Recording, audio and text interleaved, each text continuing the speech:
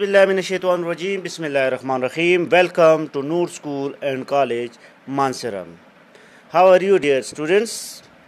आज हम जियोग्राफिया class हस्टम chapter number 4 का आगाज़ कर रहे हैं। तो इसके पहले 2 लेक्चर ऑलरेडी आपको बता चुके हैं। आज हम इसका तीसरा लेक्चर शुरू करेंगे। लेकिन बेटा सबसे पहले आपसे मैं ये रिक्वेस्ट कर रहा हूँ कि पिछला होमवर्क जितना भी आपने किया है तो उसके इमेजेस निकाल के मुझे सेंड करें। ठीक है बेटा।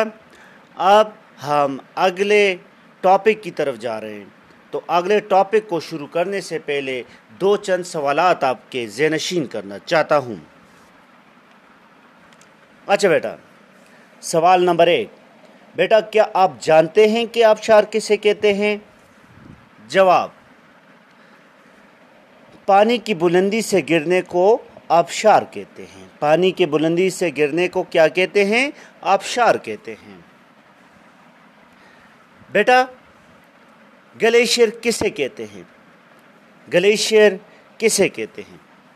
जवाब, बर्फ़ के बड़े तोदे को ग्लेशियर कहते हैं। ठीक है, बर्फ़ के बड़े तोदे को ग्लेशियर कहते हैं। बेटा दरिया, हवा और ग्लेशियर के बाद ज़मीनी कटाव का चौथा आमिल कौन सा है? वो कौन सा 4th वन आमिल है जो ज़मीनी कटाव में अहम किरदार अदा करता है? जवाब, बेटा इसमें दरिया, हवा और ग्लेशियर के बाद ज़मीनी कटाव का सबसे बड़ा आमिल समंदरी मौजें हैं। तो बेटा आज हम पढ़ेंगे समंदरी मौजों के बारे में और समंदर के आमिल से बनने वाले ज़मीनी नकूश कौन कौन से होते हैं। तो बेटा तो ये तो आपके पास 2 चंद सवालात थे और ये आई होप आपने ज़हनशीन किए होंगे। तो बेटा आज के टॉपिक की तरफ आते हैं। बेटा बाब नंबर 2, ज़मीनी खदोखाल को तब्दील करने वाले अवामिल, लेक्चर नंबर 3। बेटा आज जैसे कि मैं बता चुका हूँ हमारा टॉपिक है समंदर, लहरों के अमल से बनने वाले ज़मीनी खदोखाल। बेटा लहरें कहते किसको हैं और इसके अमल से बनने वाले ज़मीनी नकूश कौन कौन से हैं? This question is very important. ठीक है बेटा, लहरें, सबसे पहले हमें लहरों के बारे में पता होना चाहिए। लहरें कहते किसे हैं? बेटा लहरें पानी के इर्तियाशी हरकत या ऊपर नीचे हरकत को लहरें कहते हैं। लहरें किसे कहते हैं? पानी के इर्तियाशी हरकत या पानी की ऊपर नीचे होने को लहरें कहते हैं। लहरें कहाँ बनती हैं? समंदरों में। दुनिया में कितने समंदर हैं? 5 बड़े समंदर हैं। बेटा आपको समंदरों के नाम आते हैं? हाँ, 5 बड़े समंदरों में सबसे बड़ा समंदर कौन सा है? ठीक है, 5 बड़े समंदरों में सबसे बड़ा समंदर बहरुल काहिल, दूसरे पे बहर ओकियानूस, तीसरे पे बहर हिंद, चौथे पे बहर मंजमत शुमाली और 5वें पर बहर मंजमत जनूबी। ये दुनिया के 5 बड़े समंदर हैं। ठीक है बेटा, और इन समंदरों में पैदा होने वाली लहरें कैसे बनती हैं? जब पानी में इर्तियाशी हरकत आता है, यानी हवा के साथ मुसलसल लहरें हरकत करें तो इसके बनते ही लहरें वजूद में आती हैं। क्या वजूद में आती हैं? बेटा अगर हम मज़ीद देखें तो लहरें झीलों, समंदरों वगैरह में भी बनती हैं। अब ये नहीं कि सिर्फ समंदर में ही बनती हैं, ये झीलों में भी बनती हैं। ठीक है बेटा, दरियाओं, हवाओं और ग्लेशियर्स की तरह लहरें भी ज़मीनी खदोखाल को तब्दील करने में अहम किरदार अदा करते हैं। ठीक है, क्या करते हैं? ज़मीनी खदोखाल यानी ज़मीन की हालत को तब्दील करने में लहरों का बहुत बड़ा अमल दखल है। मज़ीद अगर हम देखें बेटा, कभी आपने साहिली इलाकों के ज़मीनी नकूश देखे हैं? हमेशा लहरों के अमल की वजह से इसमें तब्दीली होती रहती है। یعنی کہ آپ ایک مہینہ دیکھیں تو وہ کسی اور شیپ کے ہوں گے، اس کے بعد دیکھیں تو وہ کسی اور شیپ کے ہو جاتے ہیں۔ مزید اگر ہم اس میں دیکھیں تو لہروں کے اندر مواد کاٹنے، منتقل کرنے، طے نشینی کرنے کے لیے کافی قوت موجود ہوتی ہے، کیونکہ پانی بہت زیادہ وزن کریٹ کرتا ہے۔ بیٹا ساحلی علاقوں میں لہروں کی وجہ سے کئی واضح زمینی نقوش بنتے ہیں، ٹھیک ہے۔ اب اس میں اگر ہم دیکھیں تو لہروں کے کٹاؤ سے بننے والے زمینی نقوش، اب وہ زمین کے کون کون سے نقش ہوتے ہیں جو بنتے ہیں، ٹھیک ہے۔ لہروں کے کٹاؤ سے بننے والے زمینی نقوش کون کون سے؟ بیٹا لہروں کے عمل سے بننے والے زمینی نقوش مندرجہ ذیل ہے۔ نمبر 1 کیپ اور بے۔ بیٹا کیپ اور بے کسے کہتے ہیں؟ یہ ہمارا کویشچن ہوگا، شارٹ کویشچن نمبر 1 یہ ہے یہ ہمارا، کہ کیپ اور بے سے کیا مراد ہے۔ بیٹا ساحلی علاقے مختلف مزاحمت کے چٹانوں سے بنے ہوئے ہوتے ہیں۔ لہریں ساحل کے ان حصوں سے ٹکراتی ہے جو پانی کی طرف ہو۔ بیٹا جو حصہ پانی کی طرف ہو تو وہ لہریں اسے مسلسل کاٹتی رہتی ہے۔ تو مختلف مزاحمت چٹانیں، یعنی کہ جو سخت چٹانیں ہوتی ہیں وہ اپنی جگہ پر قائم رہتی ہے، جو نرم چٹانیں ہوتی ہے وہ سمندر اپنے ساتھ کاٹ کر لے جاتی ہے، وہ کنکر میں تبدیل ہو جاتی ہے، ریت میں تبدیل ہو جاتی ہے، بجری میں تبدیل ہو جاتی ہے۔ بیٹا ساحل کا کم مزاحمتی یا حصہ یا نرم چٹان اندر تک کٹ جاتی ہے، جس سے بے خلیج وجود میں آ جاتا ہے۔ بیٹا خلیج کسے کہتے ہیں؟ پانی کا ایسا قطع جو دور تک خشکی کے اندر چلا جائے، ٹھیک ہے بیٹا۔ تو مطلب یہ ہے کہ اب اگر فار ایگزامپل یہ خشکی ہے، ٹھیک ہے بیٹا، خشکی اور یہ سمندر، تو یہ زمین کو مسلسل کاٹتی ہوئی خشکی کے اندر چلا جائے تو اسے بے، انگلش میں بے کہتے ہیں اور اردو میں اس کو خلیج کہتے ہیں۔ جس طرح کہ اس کے ایگزامپل ہم دیکھیں تو خلیج بنگال، ٹھیک ہے بیٹا، خلیج بنگال کا بھی سٹرکچر کچھ ایسا بنا ہوا ہے کہ دور تک پانی خشکی کے اندر چلا گیا ہے، ٹھیک ہے بیٹا، اسے بے کہتے ہیں۔ اب بیٹا اس میں کیپ بھی ہوتا ہے، دوسری طرف سخت چٹان زیادہ مزاحمت کی وجہ سے پانی کی طرف ابری ہوئی رہ جاتی ہے، اسے کیپ کہتے ہیں۔ یعنی کہ کچھ حصہ سخت چٹانوں کی طرح ہوتا ہے تو وہ اپنی جگہ پر قائم و دائم رہتا ہے، یعنی کہ اس لائک دس، یعنی کہ اس طرح، اس سائڈ پر بھی پانی، اس سائڈ پر بھی پانی، اس سائڈ پر بھی پانی، لیکن درمیان میں جو سخت جگہ جو مزاحمت کر سکتا ہے تو وہ اپنی جگہ پر قائم رہتی ہے، جو نرم جگہ ہوتی ہے وہ کاٹ کر لے جاتی ہے، جس کے اسنا میں خلیج بنتا ہے، جو جگہ رہ جاتی ہے اسے کیپ یا کیپ کہتے ہیں، ٹھیک ہے بیٹا۔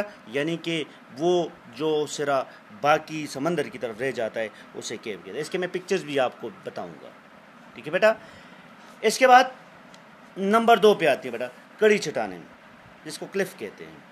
اب سمندر میں آپ نے موسٹلی دیکھے ہوں گے کڑی چٹانیں بھی ہوتی ہیں اور مسلسل سمندر کی لہریں اس سے ٹکراتی ہیں، لیکن وہ اس چٹانوں میں سخت پن پایا جاتا ہے، سخت پن پائے جانے کی وجہ سے وہ چٹانیں اپنی جگہ پر قائم و دائم رہتی ہے، تو اسے کڑی چٹانیں کہتے ہیں۔